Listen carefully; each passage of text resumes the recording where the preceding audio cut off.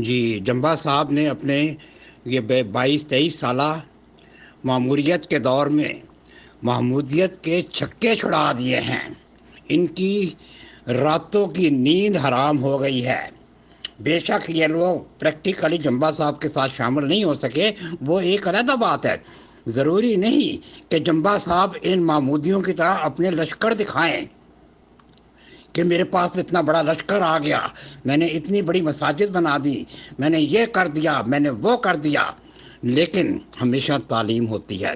جمبا صاحب نے جو اویئرنیس دی، یہ جمبا صاحب ہی تھے یا ان سے پہلے حضرت مولانا محمد علی تھے جنہوں نے مرزا محمود کی نام نہاد مسلح مودیت کو بے نقاب کیا۔ آج جو ان کا خلیفہ ہے یہ تو ویسے ہی جمبا کے ایک سوال کا بھی جواب نہیں دے سکتا، اور یہ ہجڑا بن کے بیٹھا ہوا ہے۔ جمبا صاحب نے ان کو مبالغہ کی دعوت دی، اور یہ اپنے وہ کیا کہتے ہیں جہاں وہاں پر دب کے بیٹھے ہوئے ہیں۔ بہرحال ان لوگوں کی نیندیں حرام ہو چکی ہیں، ان کے بے شمار لوگ ان کو چھوڑ کے چلے گئے۔ بہت سے لوگ آج بھی مجھے کال کر رہے ہیں کہ ملک صاحب آپ پہلے کہاں تھے؟ جی میں تو آپ کے ہر وقت آپ کے سامنے ہوتا ہوں، آپ کی خدمت کے لیے حاضر ہوتا ہوں، مجھے حکم تو کریں، میں آپ کو حقیقت بتاؤں۔ آج یہ چلا رہے ہیں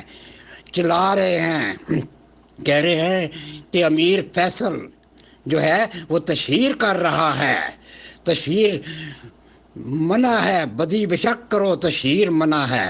آپ یہ کہہ رہے ہیں جی یہ آپ تشہیر کر رہے ہیں، یہ یلو جرنلزم ہے۔ اچھا ہے اس کی مزید تشہیر ہو، کیوں؟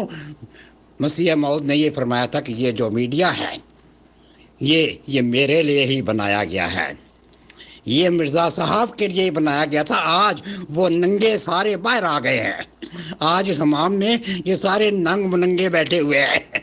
ماشاءاللہ، اللہ پاک انشاءاللہ اگر جمبا صاحب کا مشن واقع خدا تعالیٰ کی طرف سے ہے تو اس کو غائبی طاقت ہوگی۔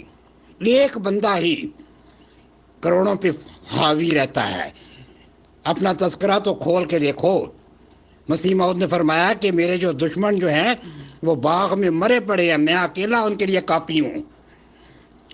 ان کی کھالیں اجڑی پڑی ہیں، ان کے سر کٹے ہوئے ہیں، تو یہی تو لشکر تھا، یہ محمودی لشکر، اس کا انجام یہی ہونا ہے اور یہی ہو کے رہے گا، ہو رہا ہے۔ ان کے اندر کی باتیں باہر آ رہی ہیں، ان کے